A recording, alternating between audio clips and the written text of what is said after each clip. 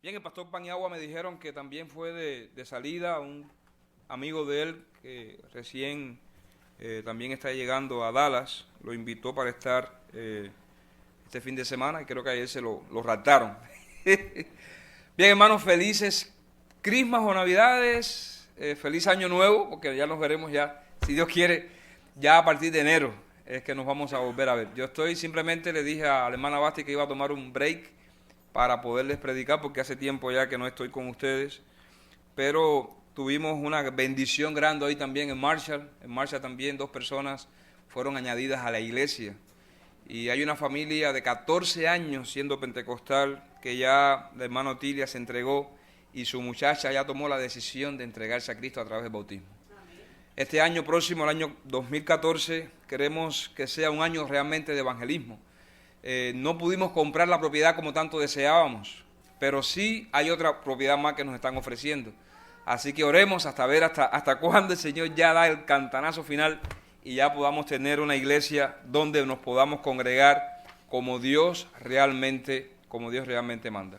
Pero el año próximo la idea es hacer evangelismo, bastante evangelismo. Estamos invitando de todos modos el tercer sábado de enero, domingo de enero, vamos a tener la junta de iglesia a las 10 de la mañana. 10 de la mañana es una buena hora para que después quedemos y vamos a activar nuevamente los cumpleaños. Eso se ha caído, eso se ha quedado así con el frío, ¿no? Pero esperamos en el Señor que se active también esta linda actividad que tanto nos gozamos. Bien, vamos a buscar la Biblia en la palabra de Dios, allí en Isaías capítulo 9, versículo 6. Isaías 9, 6.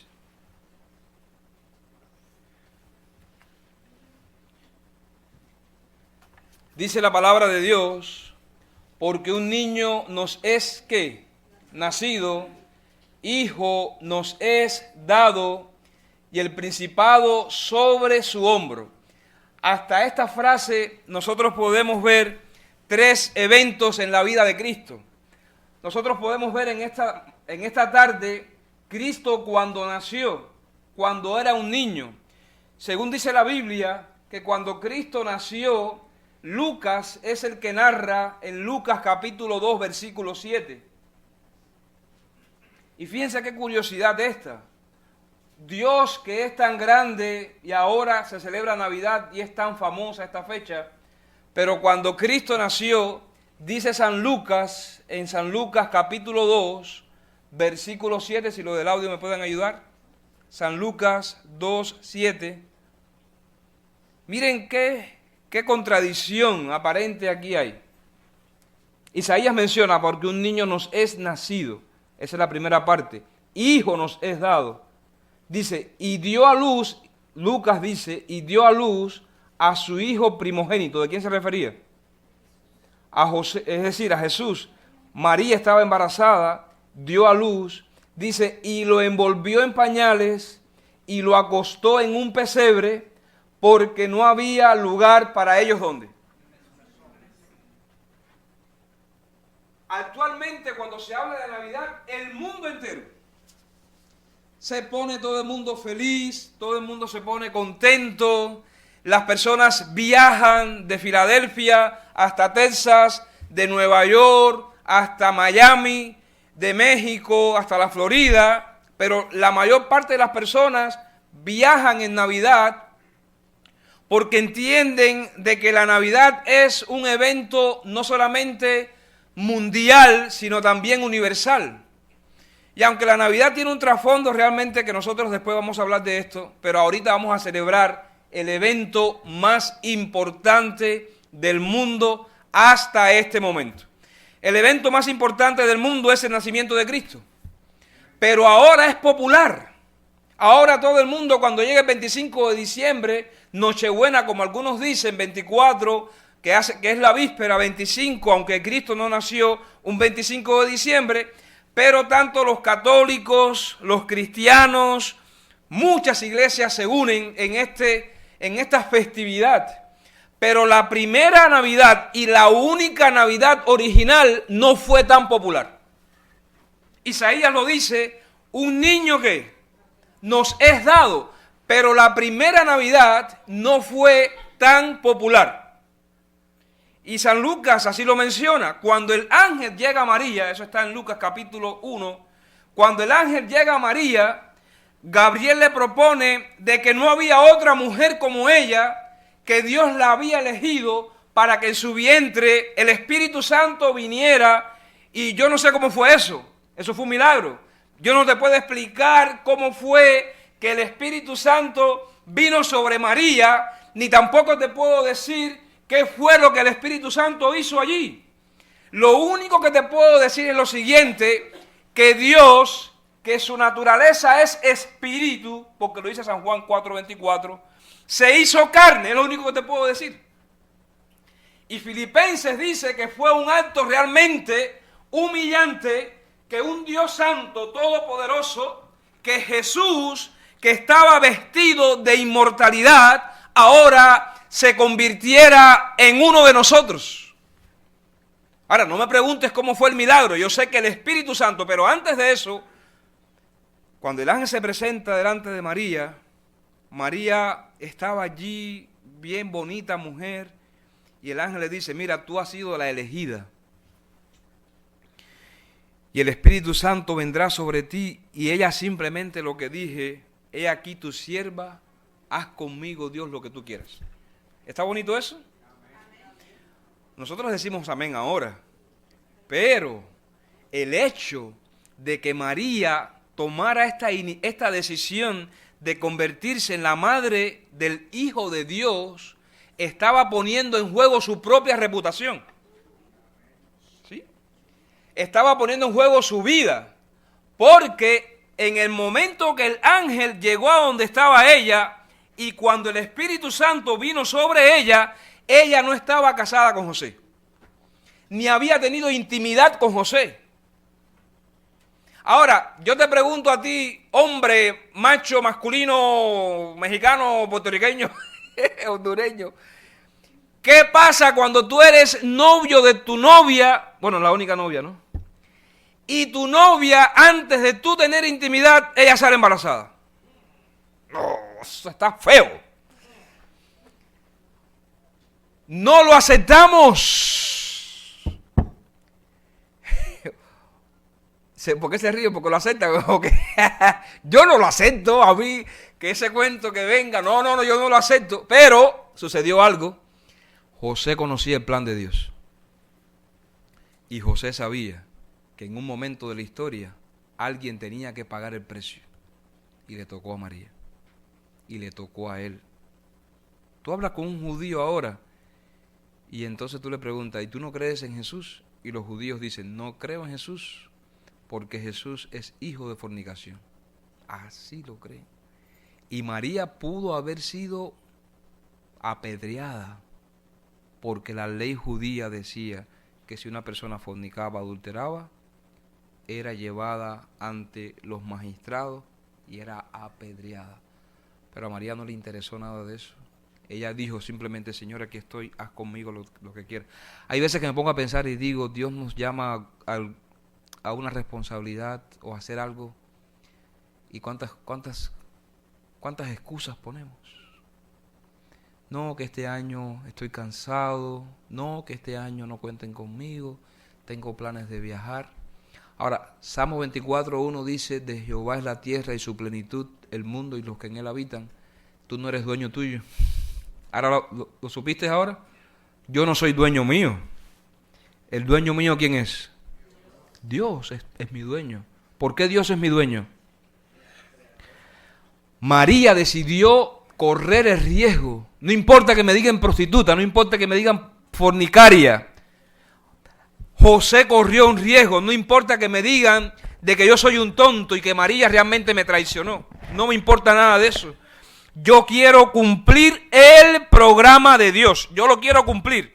Señor, no importa cómo quede mi vida ante el mundo, ni mi reputación. Yo quiero cumplir con tu plan, Dios. Y tanto María como José, porque él no quiso infamarla, él la quiso dejar, tanto María y José cumplieron el plan de Dios. Eran los primeros que se enteraron de la Navidad. Los segundos que se enteraron de la Navidad, dice San Lucas capítulo 1 y capítulo 2, usted lo puede leer en su casa, Dice que habían pastores que estaban velando y se aparecieron ángeles. Y en ese momento, cuando se aparecieron los ángeles, los pastores se asombraron y fue el canto que dice: gloria a Dios en las alturas y en la tierra paz y buena voluntad para con los hombres. Y los pastores preguntaron: ¿dónde nació Jesús? Y entonces los ángeles le dijeron, y los pastores en ese momento dejaron lo que estaban haciendo y fueron a encontrarse con Jesús. Ya son 3 más, serían 5. Simeón estaba sirviendo en el templo. Eso está en Lucas capítulo 1, capítulo 2. Simeón estaba sirviendo en el templo y estaba esperando que Jesucristo viniera por primera vez. Y dice la palabra que cuando María entró con José al templo, venía Simeón, y en ese mismo momento Simeón recibe en sus brazos al Hijo de Dios, lo tocó con sus propias manos y dijo: ay, mis ojos han visto la salvación y la consolación para Israel. Ana, que hacía 87 años, que estaba también sirviendo al templo, 84 años, porque 7 años había quedado viuda, ella también en ese mismo momento vio venir a María, vio a Simeón, vio al niño, y dice que cuando ella vio al niño, ella dijo: ay, Señor, ahora puedo ya morir en paz, porque mis ojos han visto al Rey de Israel. Y dice que a partir de ese momento ella comenzó a hablar del niño. Por eso es que Isaías dice: un niño nos es nacido. Pero la primera Navidad no fue tan popular.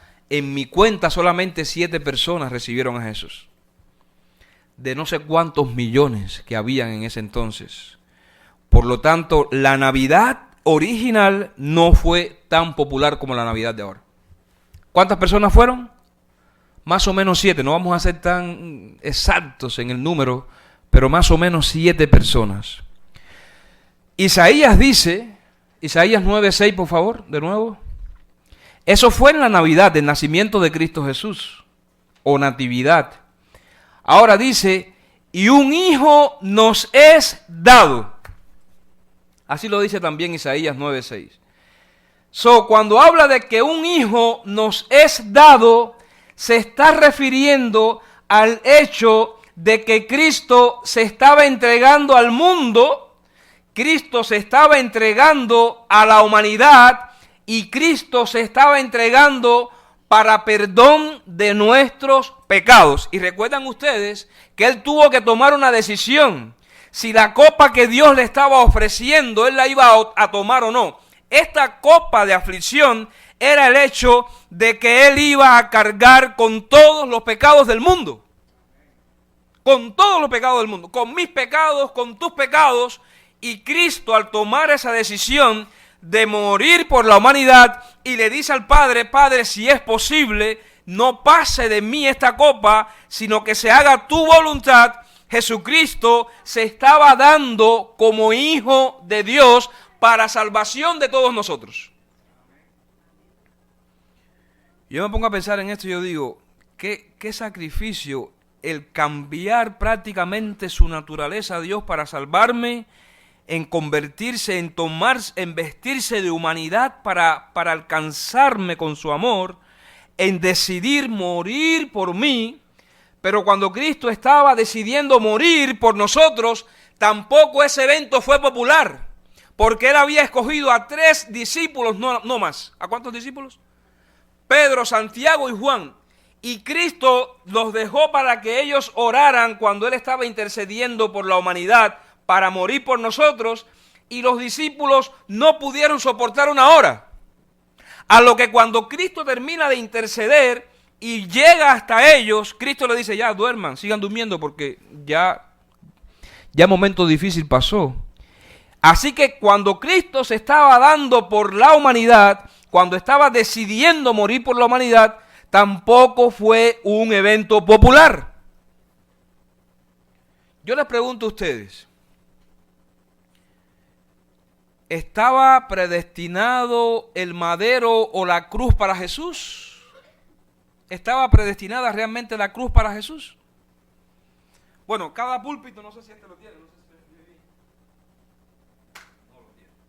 Pero hay púlpitos que tienen una cruz. Y la cruz está simbolizando lo que dice, y el principado sobre su hombro. Es decir, el gobierno de Dios, el restablecimiento de esta tierra que se había perdido, ese peso del pecado lo tenía que soportar Jesucristo a través de sus shoulders, de sus hombros. Y cuando Cristo estaba en ese momento que lo habían llevado preso, Pilato simplemente hizo una jugada y él pensó que cuando él iba a enfrentar ante la multitud a Barrabás o a Jesús, la multitud iba a elegir para que fuese crucificado Barrabás porque era un asesino. Pero le salió mal la jugada a Pilato.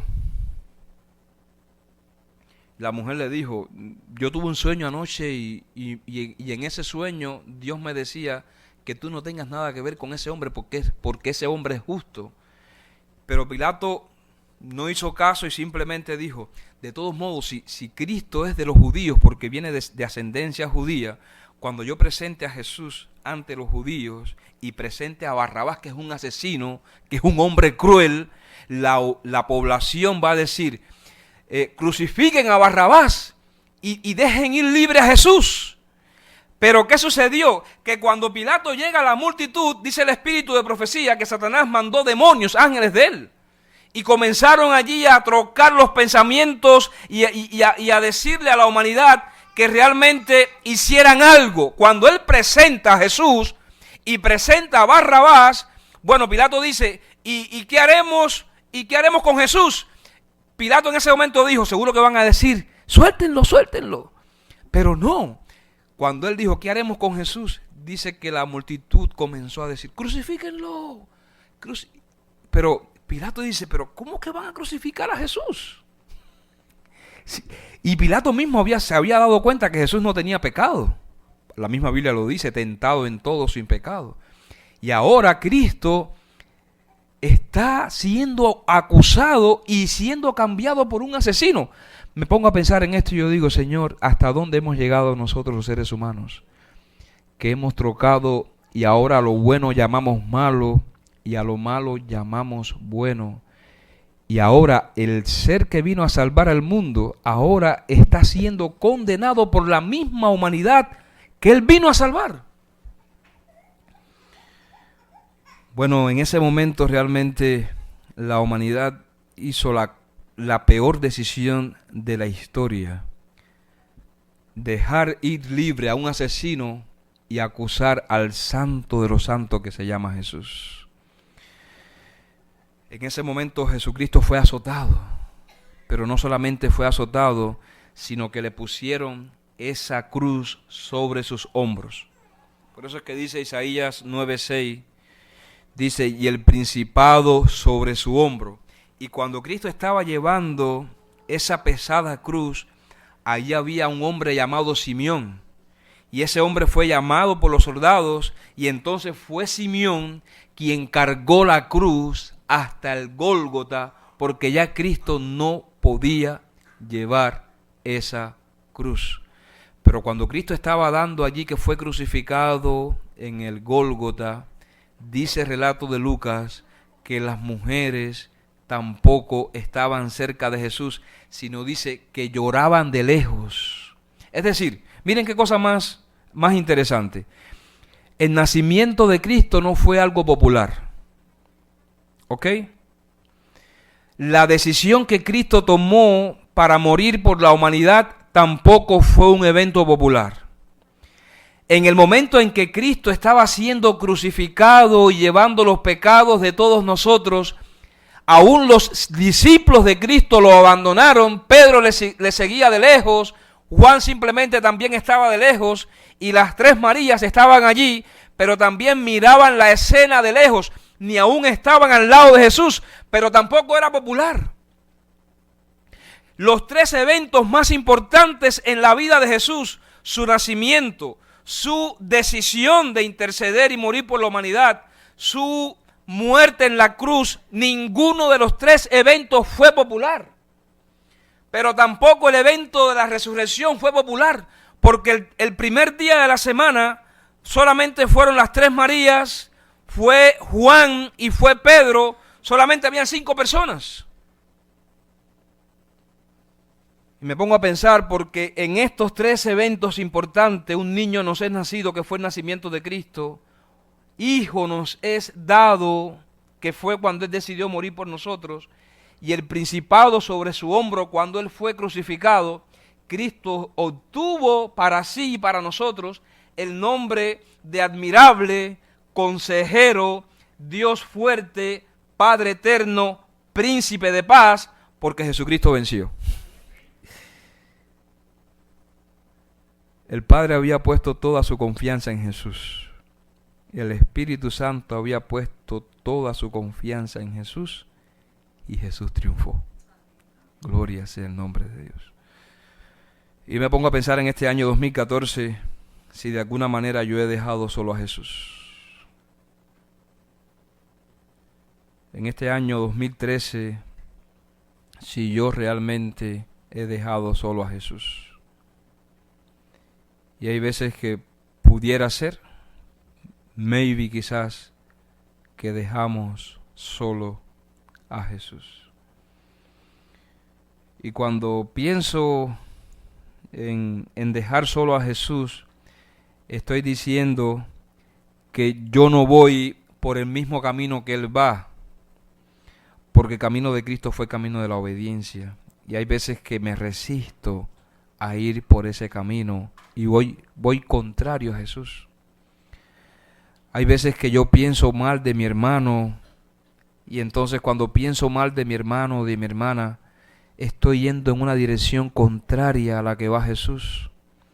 Hay veces que me ausento de la iglesia y no vengo ni los miércoles ni los viernes, y muchas veces saco conclusiones y digo, ir a la iglesia, ¿para qué voy a ir a la iglesia? Y cuando yo tomo esta decisión, yo también le estoy dando la espalda, es decir, yo no estoy caminando con Jesús, y muchas veces Jesús camina solo. Es triste, ¿no?, decirlo así. Hay veces que yo digo, bueno, si antes de acostarme no tengo una oración y le pido al Señor, Señor, ten misericordia de mí. Bueno, realmente en manos de quién yo pongo mi vida en esos momentos de inconsciencia, si yo no le oro a Dios pidiéndole que me acompañe en los momentos donde yo no estoy al 100% consciente de lo que estoy haciendo. O simplemente cuando dejo de explicarle a alguien la Biblia y me llaman para que yo le explique la Biblia o haga algo y no lo hago, en ese momento también le estoy dando la espalda a Jesús. O simplemente venir el sábado. Simplemente venir el sábado porque estoy muy ocupado durante la semana. Esta es la casa de Dios, esta es la casa de Jesús. Jesús está aquí, sin embargo lo he dejado solo. Yo me he puesto a pensar en esto y yo digo, Señor, perdóname, porque realmente no he vivido como a ti te ha agradado. En Hebreos capítulo 6, versículos 4 en adelante, Pablo en esta carta a los Hebreos también nos menciona tristemente cómo yo puedo estar crucificando a Jesús. Dice, porque es imposible que los que una vez fueron iluminados y gustaron del don celestial y fueron hechos partícipes del Espíritu Santo, versículo 5, y asimismo gustaron de la buena palabra de Dios y los poderes del siglo venidero, versículo 6, y recayeron, sean otra vez renovados para arrepentimiento. Y miren la expresión que utiliza Pablo en este versículo. Dice, y recayeron, sean otra vez renovados para arrepentimiento, crucificando de nuevo para sí mismo al Hijo de Dios. Dice, y exponiéndolo al vituperio, en otras versiones dice, y exponiéndolo a la burla. Pablo está diciendo que cuando yo hago un pecado, cuando yo cometo adulterio, yo estoy crucificando de nuevo para sí mismo al Hijo de Dios y exponiéndolo a la burla. Cuando yo estoy viviendo una vida doble que no agrada a Dios, yo estoy exponiendo a la burla a Cristo y lo estoy crucificando nuevamente, porque hay veces que decimos, yo no sería la multitud aquella que dijo, crucifiquen a Cristo. Nosotros nos transportamos ahora hacia ese momento cuando la multitud necesitaba tomar una decisión, y entonces yo digo, yo no sería parte de la multitud que dijo, crucifiquen a Cristo, crucifiquen a Jesús. Muchas veces nosotros decimos, yo no estuviera allí, y yo haría algo para liberar a Jesús de esa condena. Pero cuando estamos haciendo cosas que no agradan a Dios, nos estamos poniendo del mismo lado de la multitud que pudo decir, crucifiquen a Cristo, crucifiquen a Cristo. Y Pablo por eso utiliza este versículo diciendo, y recayeron, sea otra vez renovados para arrepentimiento, crucificando de nuevo para sí mismos al Hijo de Dios y exponiéndole a la burla y al vituperio. La pregunta es sencilla. ¿Qué tú quieres hacer con Jesús en este año 2014? Me pregunto, Juan, ¿qué tú quieres hacer con Jesús en este año 2014?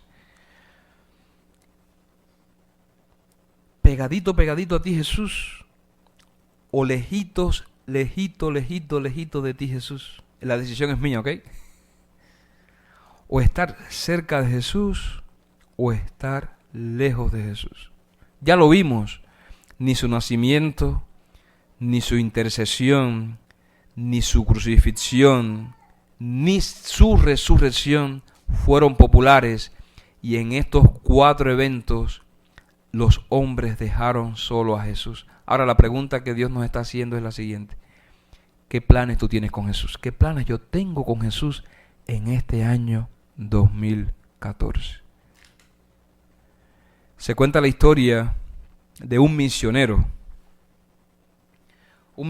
que fue a un país extranjero, y en este país extranjero había una manera, una práctica, cuando alguien tenía a alguien enfermo y tenía tal vez 2 hijos, ellos tenían por costumbre llegar al río y entonces lanzar al río a uno de sus hijos para que éste recibiera sanidad.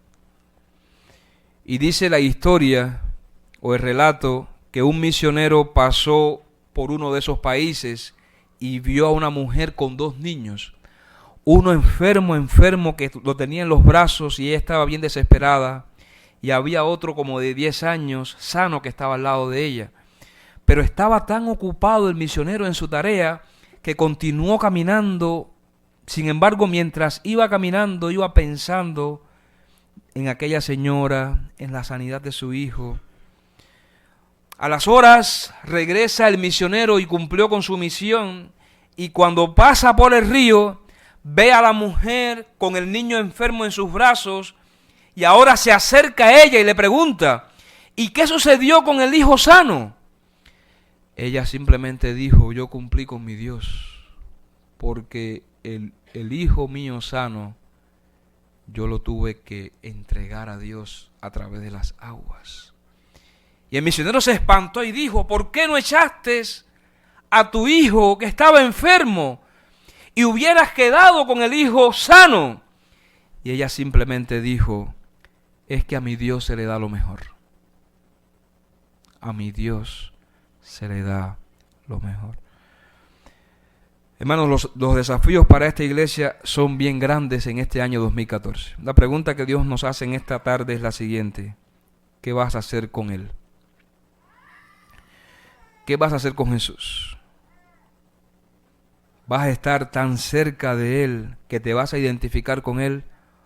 ¿O vas a estar bien lejos de Él que apenas lo vas a sentir, lo vas a ver?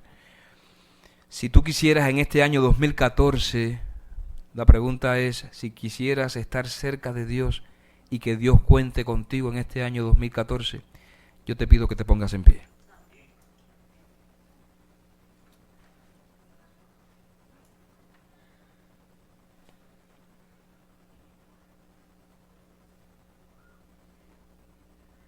Vamos a orar.